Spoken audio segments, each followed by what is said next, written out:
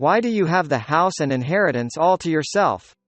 My brother, whom I had not heard from for 5 years, suddenly showed up at my mother's funeral and started ranting. He had abandoned our mother 5 years earlier when she needed care and had disappeared. I was absolutely mortified, but my son opened his mouth as all the relatives stared. As a result, my brother was avoided by my relatives. My name is Maddie Joan and I am 48 years old. 10 years ago, my husband committed adultery and went straight to divorce, and I left home with my then 8-year-old son, Hayden. There was alimony and child support, so I then became a licensed nurse and now live happily with Hayden, who is now 18 years old. He is a much older man now, but at the time he was 8 years old and still very much in need of my help. I live in what is called a regional city, and Hayden attends a public university in the area. My parents' house was also a 15-minute drive away, so I visited them often, but I was concerned about my mother's recent health problems. Then one day, I received a phone call from my brother Thomas, who lives with my mother. I went to our mother's hospital today. She's going to have surgery, he said. My mother has always hated hospitals. I had always tried to persuade her to go to the hospital whenever she felt unwell, but she had always adamantly refused. My mother was like that. Thomas, take me to the hospital. She said that the pain in her lower abdomen was quite severe. My mother was in so much pain that she could no longer walk. Thomas immediately took her to the hospital, but the doctor said, "Why did you leave it until it got this bad?" He was furious with her. Some of her internal organs were necrotic, and an X-ray showed that she might have osteosarcoma in her pelvis. He said that if she were a normal person, the pain would be unbearable. My mother had been going to the orthopedist regularly for her stiff shoulders and had a lot of pain medication. She was taking those painkillers every day to cover up the pain, and the doctors were apparently dismayed. My mother is 76 years old. For some reason, some people this age don't like hospitals, and I work as a nurse, and I see rather a lot of such patients. I had been paying attention to her, but I had not considered that she had been fooling around with pain meds. Hayden and I both rushed to the hospital, but my mother was in surgery and I couldn't see her, and I didn't feel comfortable until the surgery was over. The surgery was a success, but the strain of the pelvic surgery was still too much for her and she ended up in a wheelchair. We were waiting for the test results to see if she had cancer, but a few days later the results came back and it turned out that her body was cancerous. Since it had not metastasized to that extent yet, it was decided that she would continue to have regular visits to the hospital for tests and to discuss treatment options. After a month in the hospital, my mother returned home, but a few days later, from Thomas. I need you to take care of Mom with me. I can't do this alone. I was torn, and so was Hayden. Mom, I'm sure Grandma would feel more comfortable if you cared for her too.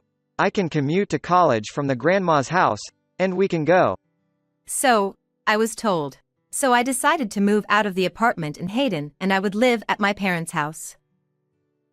Maddie, I'm sorry to bother you. My mother was apologetic, but she also said she felt safer with me as a nurse by her side. Really? I'm glad you're here. It's still a lot of work to take care of her. I couldn't have done it alone. And Thomas was happy too.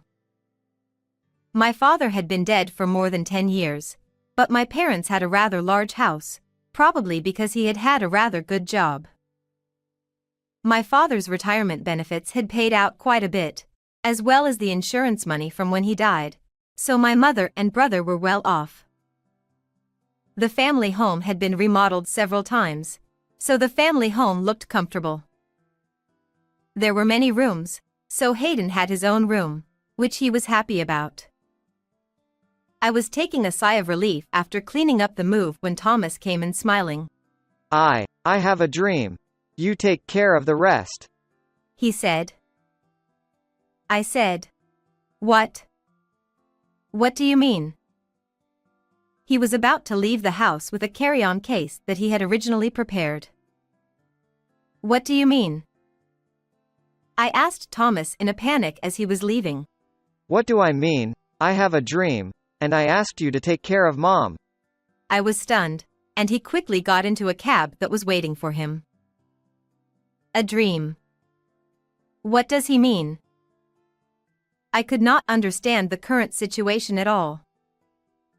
My brother had always lived a depraved life, never holding down a regular job, but working part-time to make ends meet. If he had a bad day, he would immediately quit his job and never step out of the house in a huff. Perhaps it was because he could live comfortably at home, but he lived off the backs of his parents. So when my mother needed nursing care, I took it for granted that he would take care of her. However, as a daughter, I decided to do what I could to help her and decided to live at home. It never occurred to me that he was going to throw the entire responsibility of caring for my mother on me, but when I thought about it, I should have considered that he was my brother, and he might do it. Well, no matter how much, he would be home in a month or so. I gave up and decided to take care of my mother on my own. I had a job, so I asked a friend who was a care manager to help me with home care and day care services, and I made it as easy as possible for my mother to spend time with me. My brother did not return after a month. On the contrary, I later found out that he had done something terrible. I tried to call him several times, but he seemed to have blocked all incoming calls and never answered any of them. I thought about quitting my job once, but that was no longer possible, so I told my employer what had happened and asked them to change my hours to a shorter shift. Hayden helped me with my reduced income and supported the household by working part-time. Hayden actively helped me with caregiving when he was free from college, which was really helpful. My mother said she was sorry. I am lucky. Thank you for everything. And she was always grateful to us. When she was in good health, we would go on trips, even to nearby places, and when the weather was nice, we would go for walks in her wheelchair. She had cancer, so she was in and out of the hospital during that time, but 5 years after I moved back home, she passed away after a long battle with the disease. Hayden and I were very sad, but we had done everything we could for her, and most importantly, we had made many memories and had no regrets. She was a well-liked person and many relatives and friends came to her funeral before she died. While I was talking with the people who came to the funeral, Thomas showed up there for the first time in 5 years. As soon as he saw me, Hey, Maddie, what is this all about? My lawyer told me. Why is the entire inheritance yours? You cheated my mother. He started yelling at me. The relatives and my mother's friends looked at us to see what was going on, but they all looked at me coldly as Thomas talked about me like I was a criminal. This man. I thought he had not shown up in a long time. What is he saying? I was too angry to say anything, and Hayden, who was there, opened his mouth. Uncle, it's been 5 years.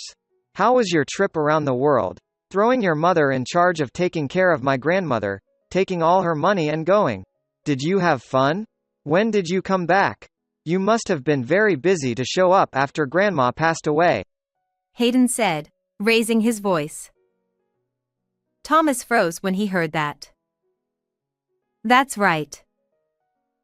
Thomas had left me in charge of my mother's care and had absconded with her bank book. We didn't find out until a month after he was gone, and by then my mother's savings account was worth 0. Her savings account book contained my father's retirement and insurance money, so it must have been quite a bit. Knowing this, I decided to quit my job once and for all to concentrate on caring for her, but I couldn't do that either, and our family had a really hard time for a while. Thomas, did you spend all of your mother's savings? She was in real trouble because you took all the money she had saved. How dare you come here today so brazenly?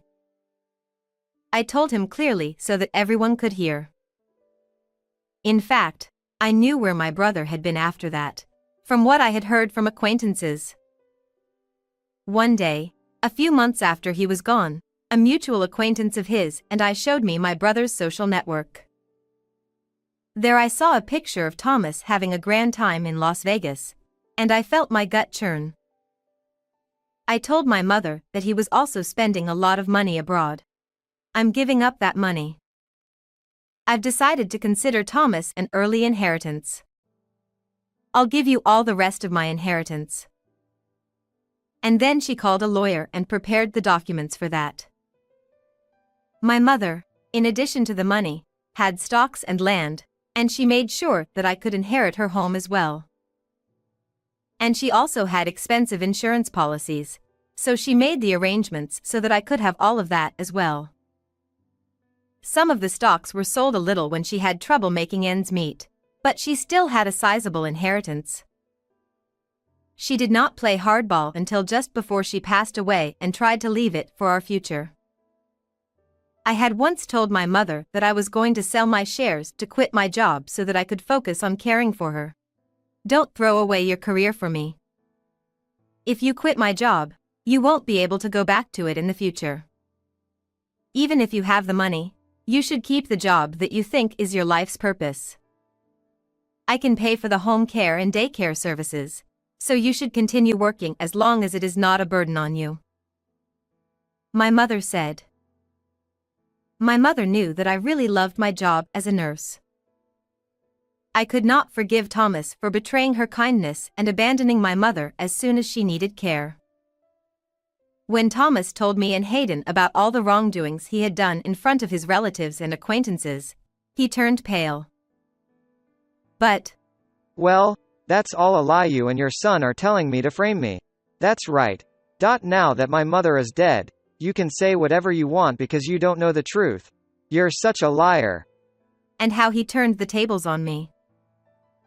Even though our positions were completely reversed, he countered with a lie. Besides, it's against the law for the entire inheritance to be yours. He is still saying. Thomas had played around and spent all his savings, apparently. An acquaintance had confirmed this to me on social networking sites, and since his life was gradually becoming poorer and poorer, I was thinking that he had somehow run out of money.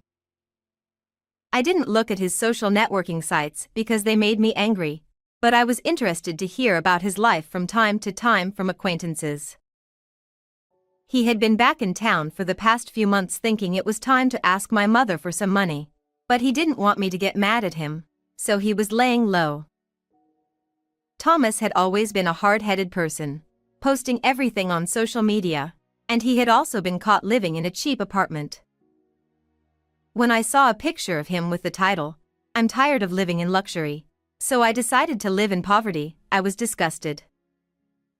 How did you know the date and place of your mother's funeral when you never showed up until now? I asked. I saw it in the newspaper. I only put it in the local newspaper. I knew he was nearby.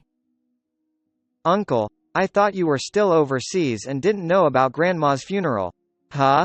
But the newspaper with the schedule of the funeral was only distributed to people in this area. Could it be that you lived around here? Then why didn't you come to visit her?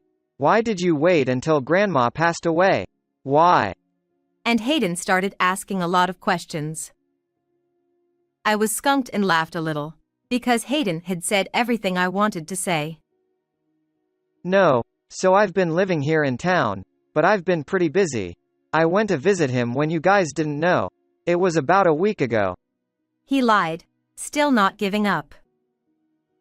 Well, do you know which hospital your mother was in? I asked. That one, right? The hospital where you work. Thomas was getting sloppy. Then, without a pause, Hayden says, Oh, Grandma died at home in her last days. She hadn't been to the hospital in a month, Mom. Hayden, he was pretty angry, so I'm going to push him all the way. You guys are out of character. What's the fun in screwing me over? And he got angry again. That's enough, I said loudly. It's your thing, anyway. You were planning to take advantage of the many relatives at the funeral, weren't you? And you were going to take my inheritance away from me. But the world is not that easy, I said, and he couldn't say any more, as if I had hit the nail on the head. Didn't you plan to ask your relatives to introduce you to a job? I know a lot of our mother's relatives are in business.